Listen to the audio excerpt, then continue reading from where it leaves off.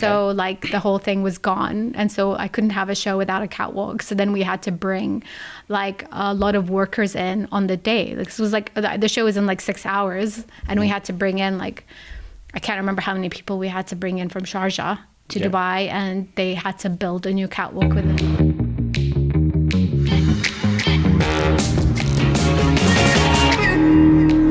Hello and welcome to the Mayman Show. Today we have a very phenomenal and distinct guest who is a phenom in the fashion industry, the media industry, and also named one of the most influential women in the Arab world. We have Tamara Al Gabbani.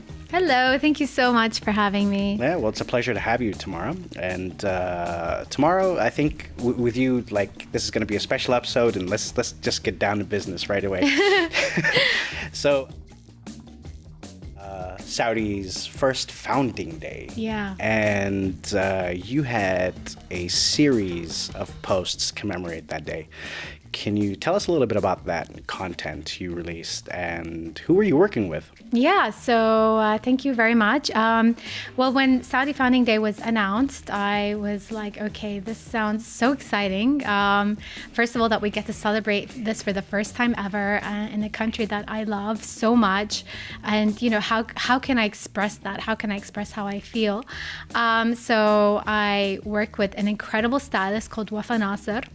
And we really like thought about it and thought, oh God, how can we do something that would be really true to the country, its heritage, its history, and also, you know, be really creative at the same time.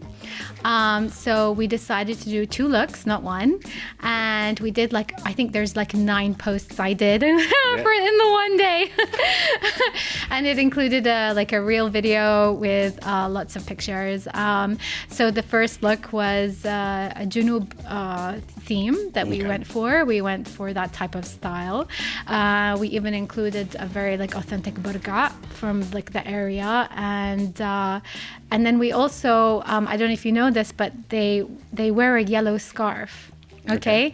And the yellow scarf are for women that are single or unmarried. Yes. Yeah. So there was like all this interesting information that we found out as we were doing our research. So I did that for the first look, and for the second look, I did a Sharqiya direction. Really? Yeah. And so tell us a little bit about like the research that you've done to set up these kind of ensembles and look. I mean, I've spent some time in Ebha, so that's the only reason I know about the yellow scarf. Yeah? Yeah. Oh, wow. But it's a detail that not a lot of people would know. Yeah. And I just came back from there, so it's not something I knew my entire life. Yeah. So tell us a little bit about like these looks that in ensembles you set up. Like what kind of research and what kind of background goes into it? I actually think that's the fact that we are doing this founding day now. I think what's so amazing about it is that we really are now exposed to all the different types of traditional outfits that were worn across the different regions and the stories behind them, because so now we're exposed to that. So the yellow scarf detail, now we know because of founding day, you know. So I love that. But my stylist Wafa Nasser, she's really an amazing stylist, and so we really sat and we even spoke to experts and did research online. And the directions we took because we wanted it to really be authentic, but also very creative. And even the jewelry that you see me wearing in the Sharqiya look is authentic gold jewelry. Like, it's not, just from any shop or whatever. It's like actual gold. So it was very like authentic, and we also shot it in a very authentic setting. So the first one was in, do you know Sukazel? Yes. Yeah, there, like around there. Mm-hmm. And then the second was in a Riyadh home. Okay. Yeah. And how was it, basically, moving around and setting up these locations? Super hectic. Yeah? Super hectic, yeah. We worked for a good full solid day to do the shooting all in one day. So we did the first look and it was in Souq al-Zalaz, I think, in the southern part of Riyadh. And then we moved back to the north for the second look.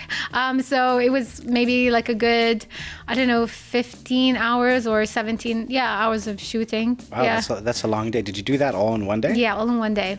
Okay, well, God bless you. That's how I do. That's a lot of work to do in one day. So this kind of gives you like like a first-hand example of just what it would be like doing like a full-fledged photo shoot in Saudi. Yeah. Just like how we're having like an emerging fashion industry, fashion scene in Saudi. So what are your thoughts about the emerging fashion industry? I think it's amazing. There's so much incredible talent here in Saudi Arabia, and under the Fashion Commission and the Ministry of Culture, I think great things can happen for the fashion industry. There's the 100 brands now, so there's like 100 designers that have been selected to be supported and helped. And I've seen the results of like the first year, and it's just beautiful to see all of this burgeoning talent really blossom. Okay. Yeah. And so like, do you know what kind of support they're getting as far as starting up? I'm not entirely sure. Some of them are already like established designers, but I know that they're supporting them in their exposure and their marketing. Yeah, and then I think also now in the Saudi Cup, they will also be participating in dressing influencers and key figures. All right, and so you're going to be part of the Saudi Cup, right? Yeah. Okay, well, what are your plans on the Saudi Cup? It's a surprise! All right, well, can you give us maybe like a sneak peek or a teaser about it? Yeah, so I've worked with a local designer to come up with the look. So you will see that look on Saturday. All right. Yeah. Well, we're looking forward to seeing that. Hopefully, if it's as creative as your founding day post. Yeah, inshallah, right. Setting the standard. Yeah. Well, that's good. That's good. So aside from basically the fashion industry supporting and nurturing local talent, there's also been lots of international interest into entering the Saudi market and basically partaking in this renaissance that's happening in the fashion industry.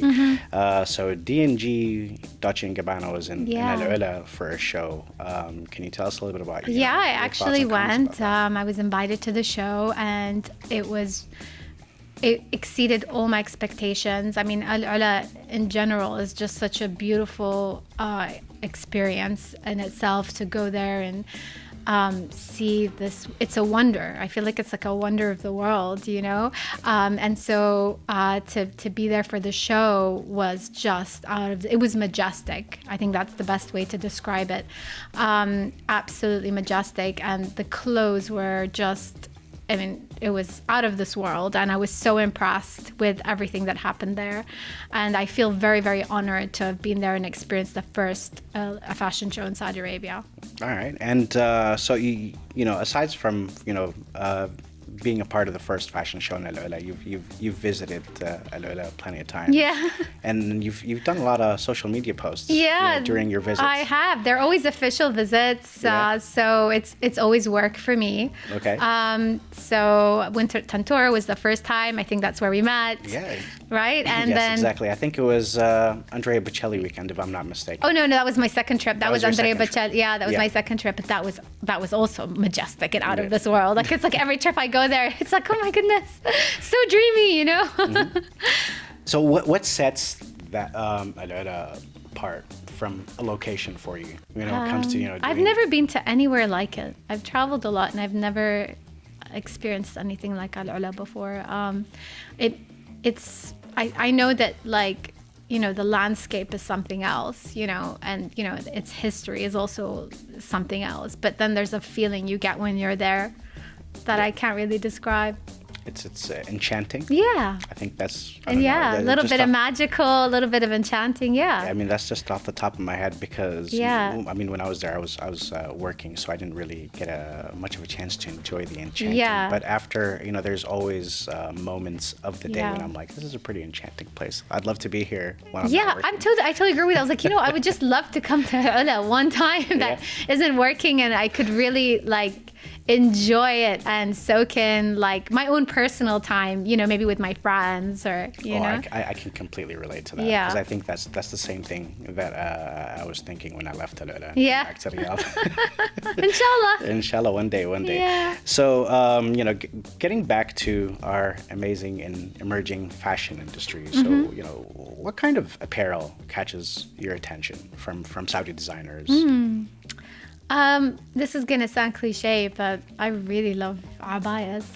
Yeah. Yeah, I really do. What about abayas do you like? I like layering in general, like in fashion. I like layering. So that's why I always like winter wear more than summer wear because, there's like a top and a bottom, but then there's also like something you put on top and maybe something on top of that. And I just like that creative aspect. Okay. And I think with the abaya, you can be really creative. You can really go very modern, very classy, very chic. You can go in so many different directions and completely change your look every single day. All right. And which look would you take the abaya to? Like if you had to design one? Oh no, I'm very well. If you see my collection, everything that I've ever designed is very feminine. Yeah. Yeah. Okay. Well, I mean, Classy, feminine. Yeah. so that getting back to the brands that you've designed, you founded the fashion brands house of Glamo Yeah. and Tamara. So how did you start this venture? Yeah. So I was a TV presenter before the fashion started, and then I kind of really wanted to do something else, do something more, and so I did like styling and personal shopping for like a year, and then that's when I started working with House of Glamo, and I did that for a year, and it did so well that after a year I was like, wow, I really think I could do my own brand now, And when I launched my brand, I mean, it's not easy, let me tell you something. But I think the dream was so big and the passion was, so fierce that it didn't matter what obstacles I had. I was just wanting to see it through. So I launched my collection at Burj Khalifa, and 800 people came to my show, and we sold out. And then I was at Cannes Film Festival 3 days later, and I was named Best Dressed at Cannes Film Festival. All right. And Yeah. and so what was the challenges? I mean, you're telling me it's not hard, it's very hard to start a Yeah. brand. So there must have been some challenges that stand out. What were Oh they? God. I mean, like, when you're designing a brand, it's the challenges start with the actual tailoring, with the samples, with dresses not coming out the way that you envisioned or wanted, or there's like issues with fabric. So there's all these like other, I mean, these are minor for me, but then getting closer to the show, it was like actually managing, a show like that with Burj Khalifa and all the permissions that we needed for that. And then, I mean, I designed like tiaras, like crowns. Okay. And I was actually designing them and making them in Syria at the time. And that is when the issues with Syria's political situation began, and they closed flights. Wow. So that must have put a wrench on your plans. I didn't get my tiaras, and I was like, I'm not doing the show without them.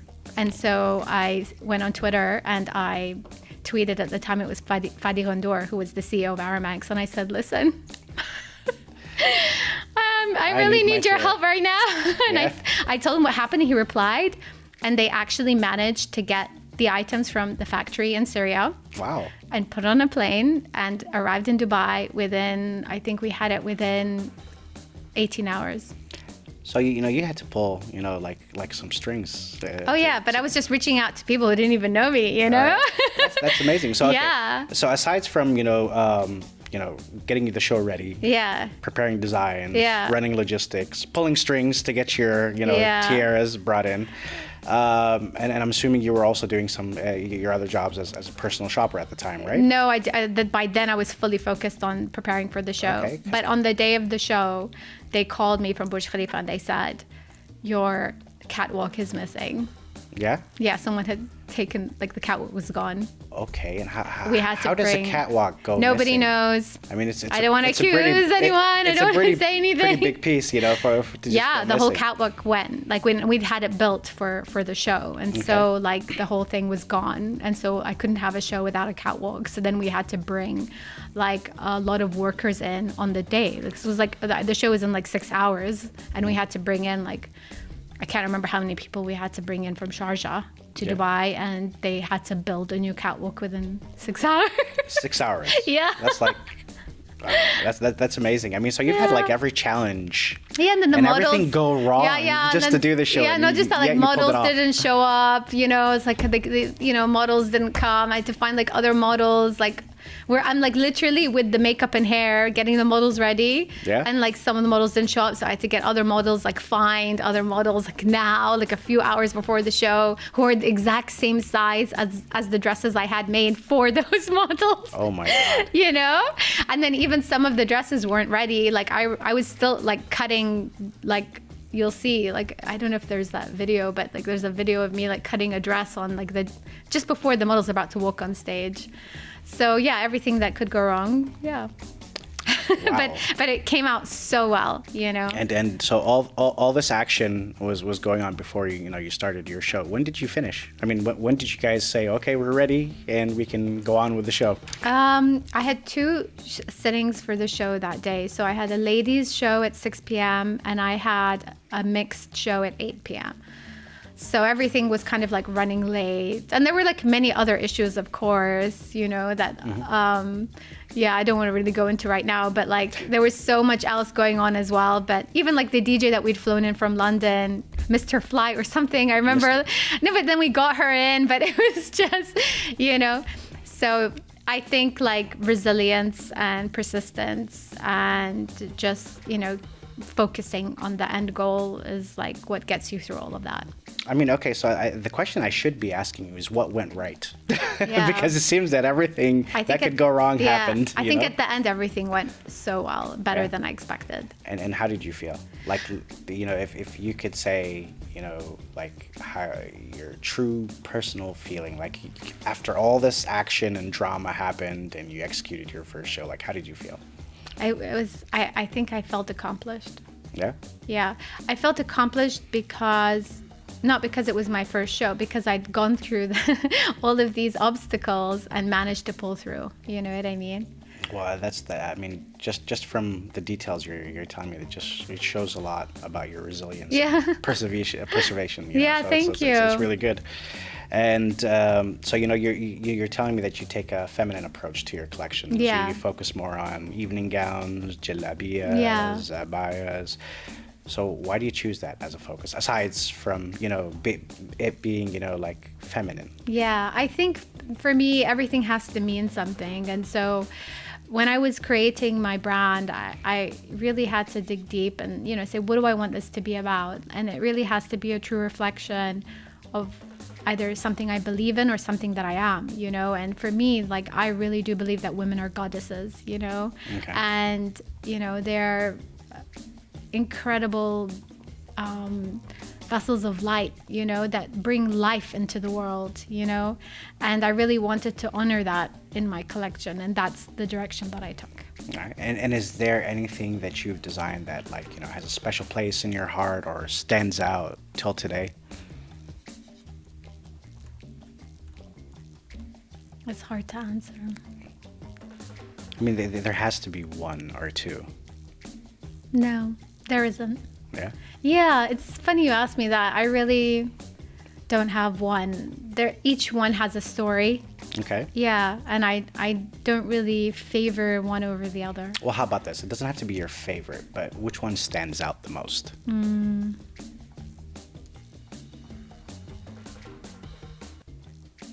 I can't. I don't know why I can't pick. Yeah. Right. I think there's like so many that come to my mind, you know. I'm like, is it this one or is it that one or is it that one or is it that one?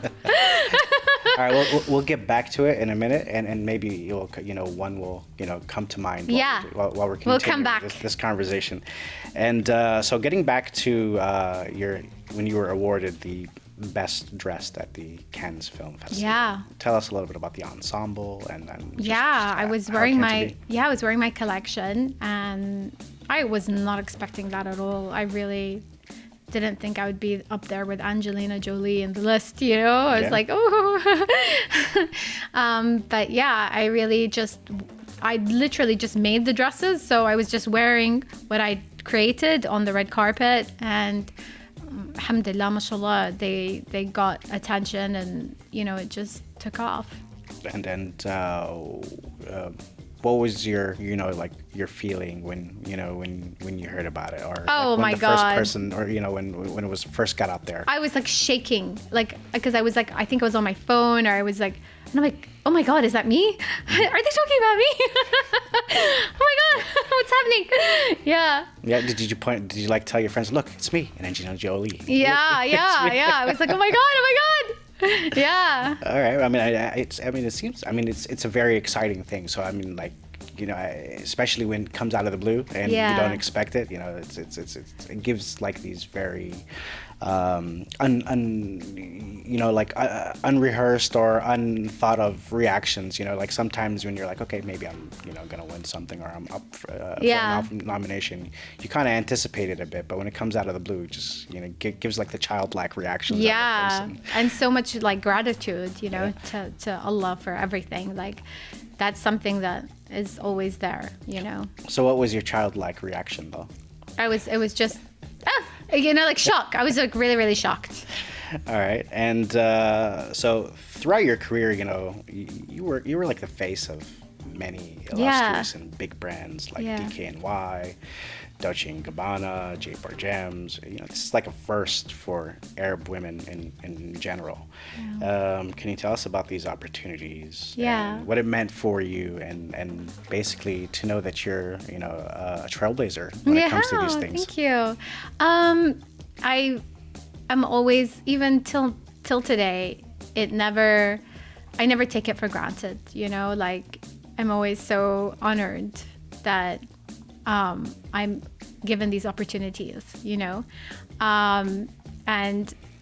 in the beginning, like, I really did struggle with it a little bit, because I come from like a conservative background, and I was just like, oh, this isn't how I saw my life going, or this wasn't in my life plan. But you know how they say, like, you make your plan and God laughs, or something. Yeah. So I just kind of said okay, and pursued the path, and I'm really grateful that I did, because they were all they all meant something. So even the DKNY, it was the first time they'd ever done a Middle East campaign, or used Middle Eastern girls. And Dolce & Gabbana, it was the first time they'd ever used Middle Eastern talent as well. So like, all of these projects also had a meaning, and I feel so honored to have been involved in every single one of them. And I really, really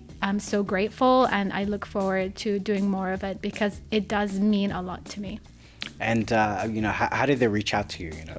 They usually contact my manager. Yeah. And then your manager, basically tells you we have this opportunity. Yeah. You're into it, and Yeah, that's how it works. take it from there. Yeah. All right, cool. I need to get me a manager. Yeah. And so you were listed as one of the 50 most influential Arab women. Can you tell us a little bit about that? Like, when did it happen, and what was it for? I had no idea. I didn't know about it till the day it happened.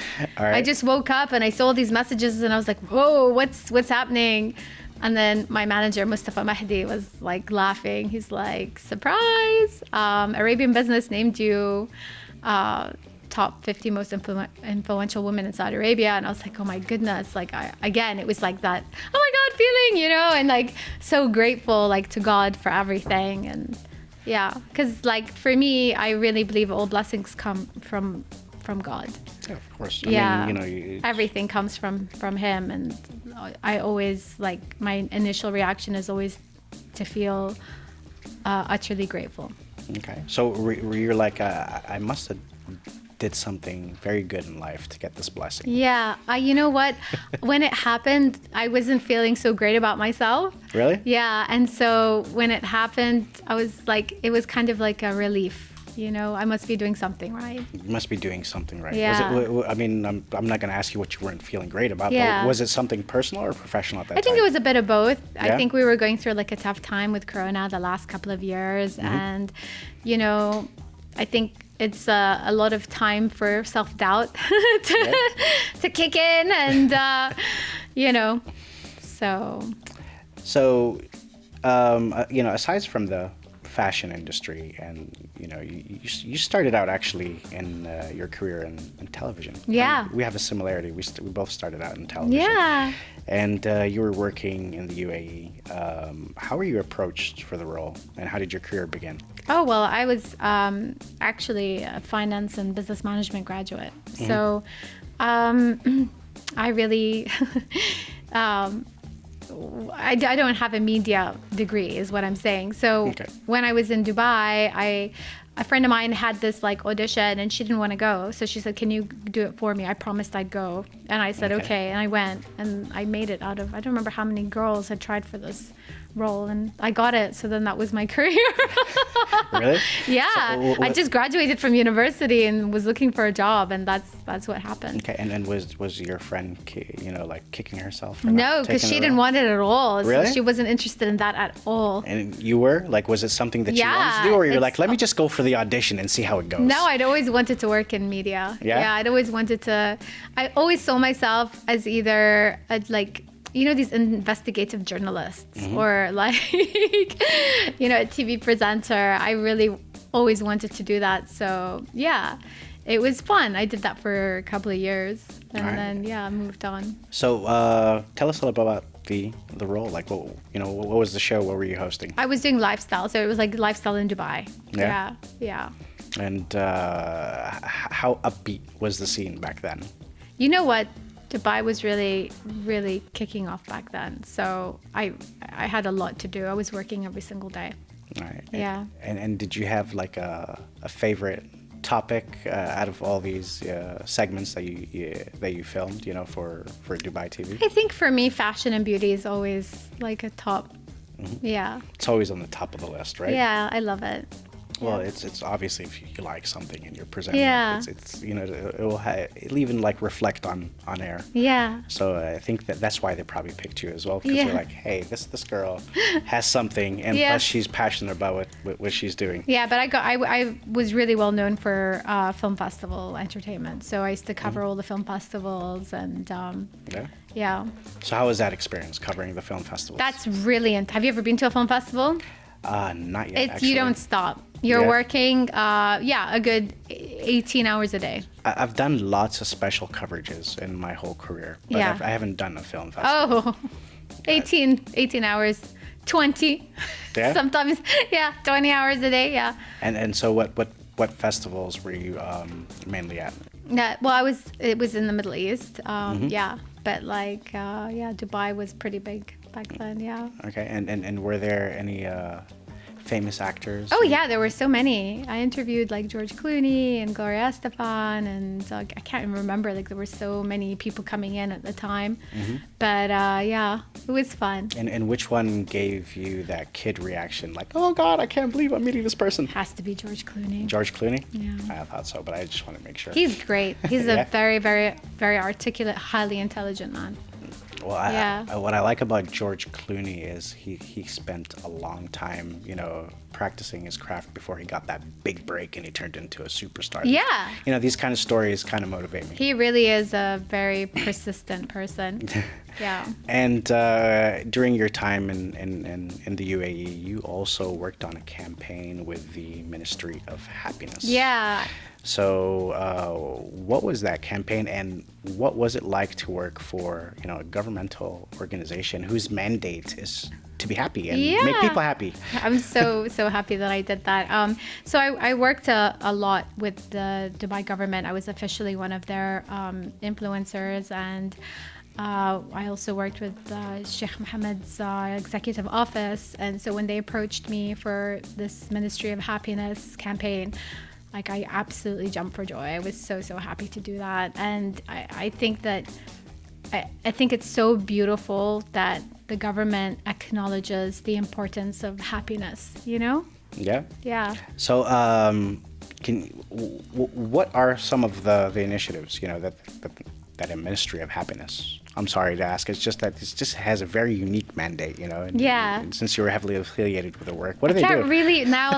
It's been a couple of years, but it was really about doing things and activities that are good for you, are good for your mental health, are good for your family, being active, doing things that are fun, giving you joy. They did a lot of activities around Dubai that people were welcome to come to for free. And I really thought that was wonderful because, there has been such a stigma over like mental health and like people just having to like get through life. And this was about pausing and focusing on you and your joy and being happy with yourself and your life and where you live. Okay. And feeling like you're part of the community. You know what I mean? So, I mean, it's pretty interesting. I'm like, when I heard that the Ministry of Happiness was that the UAE had one, I was like, this is pretty interesting. I would love to work in a place whose whole mandate is just to be happy and make people happy. Yeah, mashallah, mashallah, bless them. They're so forward thinking and like they're ahead of their time and a real, I think, role model. Yeah? Yeah. Okay, well, that's great. And before you were living in the UAE, you lived in different parts of the world, and you attended school in London. Yeah, I went to university in London. Yeah. Yeah, and which university? I went to Westminster. All right, and what was so your degree was again? I'm sorry. Business management. Business finance. management and finance. So it's completely different of media. Yeah. Different of media, different of fashion, different of everything that I'm doing. But you know what they say, that the best people who work in media aren't really journalists. Yeah. They usually come from different backgrounds. I didn't know that. And they bring in their strengths. Their strengths, yes, exactly. So how did that period influence your creativity towards fashion, towards media, towards happiness even? Yeah, I think that living in London was the best thing that ever happened to me. Living there really acquaints you with what real life is and responsibility and also finding out who you really are. Yeah. So I really think like I not only found out who I am, but also found out what my style was, what I liked, what I didn't like, and so it kind of set me up for life. Okay. Yeah. And how long did you live in London for? About 4 to 5 years. But like I'd been going to London since I was like a baby, and I go back every year. It's like a second home to me. Yeah. Oh, okay. So what's your favorite spots in London? Oh, I have so many. My goodness, I love London. Like, there's something for everyone, like you can go to like Hampstead and go to the park or Primrose Hill. You can go shopping in Bond Street or Selfridges or even Knightsbridge. The best restaurants are like scattered all over town from like Shoreditch all the way to, yeah. I forgot to mention my favorite spot, which is Notting Hill. No, you like Notting Hill? Yes, Yeah. I love Notting Hill, actually. Yeah, Notting Hill's lovely. And have you been to Portobello Market? Yes, I have. Yeah, it's a lot of fun. I enjoy these, outings when I'm out, like in London or in the U.S. I like going to the Portobello Market, the farmers market. Yeah. Just try to get to know what locals do and everything. Yeah. And what part of that, that part of your life basically in London basically stands out the most to you till today? Like you feel that's something that you are carrying with you till today? I think it was such an amazing and very positive experience, and I really loved my social life there. Yeah? Yeah. Okay. I was very, very social and I had a great time, and and I also really loved shopping there. Yeah. I really did. But I think also there was like a really nice vibe in London, which is where everyone's involved socially with it's like a community. Like if something political is happening, everyone is very much informed about it and talking about it. Even down to, the cab driver. I feel like London cab drivers have the best opinions, and I always have nice conversations with cab drivers in London. Yeah, I love it. Like it's so quaint and you learn so much. I love learning. I'm like a sponge. I love learning and discovering new things, new ideas, new philosophies. And even like when there's like a football match, everyone is so so like, invested in the football match. And, there's such a sense of like community and dialogue conversation there, which I really loved and I learned a lot from. Okay. And it's a very cosmopolitan city, It is. And you just meet so many different people from different parts of the world and different backgrounds, and you form these like amazing friendships. Yeah. Really? So, which part of London do you say is your home? Like, where did you live? I mean, with me, if you say like Portland, Oregon, I'll say Southwest Terrace. Oh. With me, if you say Houston, Texas, I'll say Conroe, the Woodlands area. Yeah. So where was yours? It was Holland Park, Kensington. Yeah. Really? Yeah. And what sets it apart, other than the fact that you were there? I think that like since I was little, since I can remember, our house was always there. So that was always like home to me. All right. Well, that's interesting. Yeah. So before we wrap up, I'm going to go back to the question. Is there anything from your apparel that, stands out? It doesn't have to be your favorite, by the way, but there has to be one or two that stands out the most. It could be because, you just had an excruciating experience getting it ready, like your fashion show, but it's up to you. I think, this is such a difficult question. This show can go on for hours, but we're gonna get an answer out of it. No. Can I say something? Yeah. Maybe I just haven't made it yet. Maybe you just haven't made it yet. Yeah. That is actually the smartest answer I've ever heard anybody say. You should be a politician. Maybe that's your next job, by the way. I don't know. I think I'm a little too direct. Yeah? All right, okay. Yeah. So do you follow Arab news, by the way? I do. All right. What do you like about Arab news? I love that Arab news is in English. Yeah? Yeah. And I like that they put a real effort into like pop culture, like what's relevant, what's happening. Yeah, they're like, I feel very modern, very connected to the youth. Okay. And have you seen the show before? Apart from what you sent me, this is the. Yeah, we're still new. We're still new and up and running. I feel very honored to be your second guest. Thank you very much. All right. Well, we're happy to have you here. Yeah. And so just before we wrap up, what do you think is different about the show? And aside from being on Arab News and not on a social media platform. Yeah, I like that this is a news platform. I liked the energy that we had today, the conversation we had today. You're laughing already. I always laugh. I always smile. I should be actually a spokesperson for the Ministry of Happiness. Yes, you should. Yeah, I'll propose you as an ambassador. All right. Well, I'm good. I'll take the job any day of the Yeah, week. that's Making very people happy is cute. very gratifying. Yeah. Yeah. No, I think I had fun today. I like that it was for Arab news, and I love how current they are, and this is really in keeping with that direction.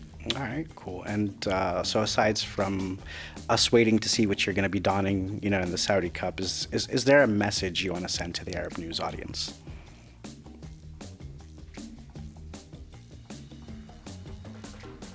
Whatever you do, do it with all your heart. Okay, well that's a pretty good one. All of it.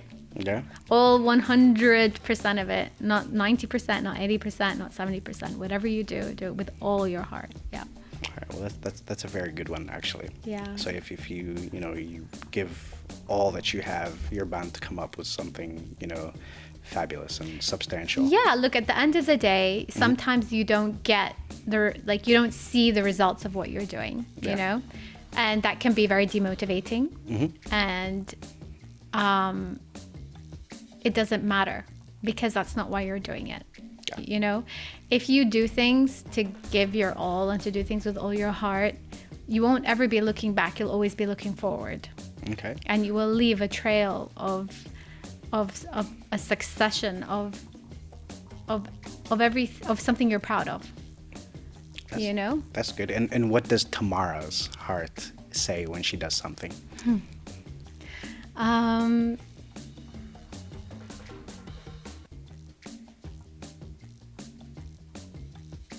I don't like the word perfection because I think that perfection is flawed Okay.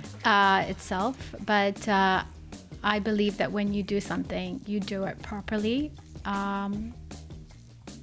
or as much as you can, and that whatever your best is, that's what you should do, and that's what I think. I'm like, okay, what's the best that I can do today? What's the best I can do with this client or this project or this shoot? Like, what is the absolute best that I can deliver? How can I add value to my viewers or followers or the client? How am I being a blessing in this moment? How am I being a blessing to others and being a blessing to myself? All right. Yeah. That's pretty good. That's a pretty good outlook to have. Yeah. I think that if you look at everything as an opportunity for a blessing to happen through you, yeah, you'll change the way that you look at things. That's perfect.